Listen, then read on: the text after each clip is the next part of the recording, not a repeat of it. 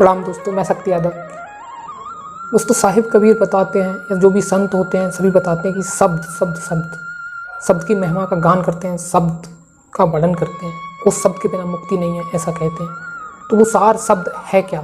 साहिब कबीर कहते हैं कि तंत्र मंत्र सब झूठ है, मत भर मुँह जग कोई, सार शब्द जाने बिना कागा हंस न होए। तो सार शब्द क्या है जानेंगे इस वीडियो में। दोस्तों, शब्द कहते हैं आवाज़ को, नाम को, आसमानी आवाज़ को, वाणी को, साउंड को, जो नित्य निरंतर हर मनुष्य के अंदर हो रही है। इस शब्द के एक सिरे पर परमात्मा है, दूसरे सिरे पर आत्मा है। ये आत्मा को परमात्मा से जोड़ने का काम करता है शब्द। ये शब्द संत मत में सदगुरु द्वारा बताई हुई साधना द्वारा पकड़ा जाता है। उसी द्वारा ये आत्मा अपने घर निज लोक सतलोक पहुँचती है, अन्य कोई मार्ग नहीं है। इसके लिए शब्द भेदी सदगुरु की ही जरूरत है। दोस्तों, जिस प्रकार हमारा ये शरीर है, इस शरीर में आत्मा है जो पूरे शरीर को नियंत्रित करती है, लेकिन उसको कोई बिरला संत साधक ही गुरु कृपा से अपना आत्म साक्षात्कार कर पाता है, अपनी आत्मा का दर्शन कर पाता है, अपनी आत्मा को यानी खुद को पहचान पाता है, देख पाता है। ठीक वैसे ही शब्द द्वारा इस संपूर्ण सृष्टि का संचालन किया जा रहा है, लेकिन उस शब्द को कोई सच्चा संत साधक ही गुरु कृपा से जान पाता है। अन्यथा सभी लोग इसी भ्रम में रहते हैं कि इस सृष्टि की संभाल कोई देवी देवता कर रहा है, जबकि पूरी सृष्टि की संभाल उस शब्द द्वारा ही हो रही है। ईसा मसीह कहते हैं शब्द इज गॉड, गॉड इज शब्द, यानी शब्द ही भगवान है और भगवान ही शब्द है। ये स्वयं ईसा मसीह कहते हैं।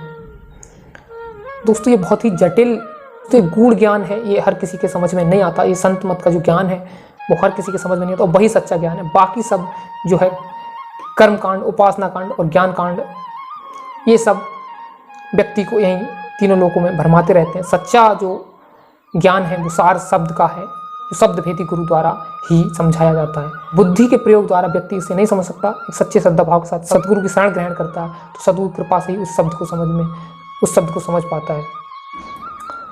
दोस्तों, साहिब कबीर कहते हैं सार शब्द विदेश रूपा, निरअक्षर वह रूप अनूपा, तत्व प्रकृति भाव सब देहा, सार शब्द ने तत्व विदेहा। यानी जो सार शब्द है वो पहले ही बताया कि विदेश रूप है, इस देह से अलग है, वो देह के बंधन में नहीं है। उसका रूप जो है वो अनुपम है, निरक्षर है, जिसे अक्षरों में वर्णन नहीं किया जा सकता, जिसे शब्दों में लिखकर नहीं बताया जा सकता।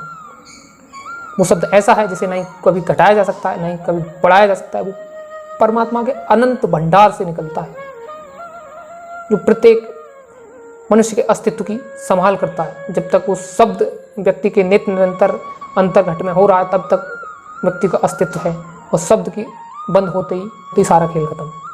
5 तत्व और 25 प्रकृति के संयोजन से ये जो शरीर बना है, परंतु जो सार शब्द है वो इस शरीर से रहित विदेह है, इस देह से रहित, इस देह से अलग है, इस देह में नहीं है।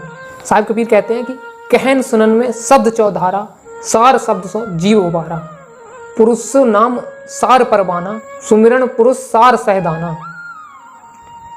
यानी बताते हैं कि कहने सुनने के लिए तो बहुत ज़्यादा शब्द हैं, वेद वेदांत के, ज्ञान कांड के, उपासना कांड के, कर्म कांड के, जिन शब्दों के द्वारा व्यक्ति का जीवन तो सुधारा जा सकता है, लेकिन आत्मिक उसे लाभ नहीं हो सकता, आत्मा का कल्याण उससे नहीं हो सकता। वो सार शब्द द्वारा ही होना है।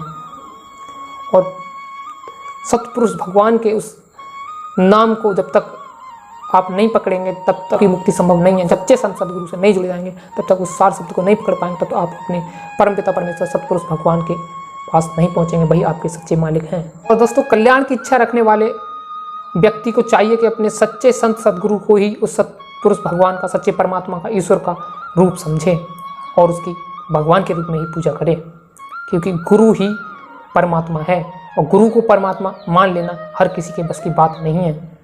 कहा है गुरु गोविंद दो एक हैं, बाकी सब आकार, आपा मेटे हरि भजे तो पावे दीदार। यानी गुरु और गोविंद एक ही है, लेकिन ये जो भेद रखते हैं गुरु और भगवान में, वो लोग सच में अज्ञान और मूर्ख हैं।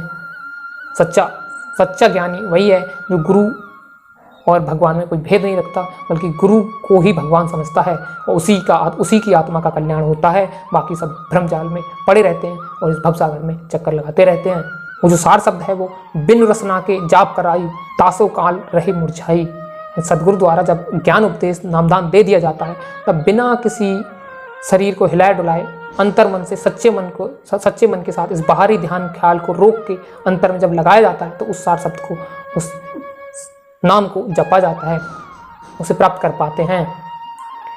और ऐसा करना बहुत ही सहज और सरल है अगर ये बुद्धि विवेक के साथ व्यक्ति मालिक की भक्ति करने लगे सच्चे श्रद्धा भाव के साथ। सूक्ष्म पंथ सहज है पूरा, तापे चढ़ो रहे जनसूरा। यानी वो उस पंथ जो है, संत मत का जो पंथ है, सच्चे गुरु का जो ज्ञान है, वो सहज और सूक्ष्म है। उस पर कोई सूरवीर सच्चा साधक ही चढ़ता है, और जो ज़्यादा ज्ञानवान बनने की कोशिश करता है, जो अहंकारी होता है, जो बुद्धिजीवी बनता है, जो ज़्यादा ज्ञान झाड़ता है, वो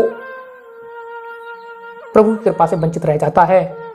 जो गुरु में विश्वास नहीं रखता, जो दुनिया के आडंबर पाखंडों में, तंत्र मंत्र में, पूजा पाठ में, तीर्थ व्रत में, 68 तीर्थों में भ्रमता रहता है, वो इस भवसागर में चक्कर लगाता रहता है। सद्गुरु के शरण ग्रहण करने से ही मुक्ति संभव है, अन्यथा कोई चारा नहीं है, अन्यथा कोई उपाय नहीं है।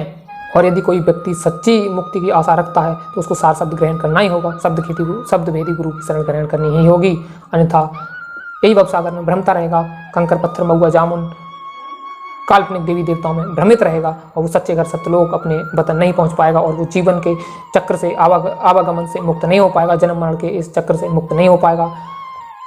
हमेशा याद रखना। आज की वीडियो में इतना ही। मैं मिलता हूँ दूसरी वीडियो में। अगर आपका मुझसे कोई सवाल है तो आप कमेंट कर सकते हैं। आज की वीडियो में इतना ही। मैं मिलता हूँ दूसरी वीडियो में। तब तक के लिए मेरा हाथ जोड़कर आपको नमन प्रणाम और जय गुरुदेव।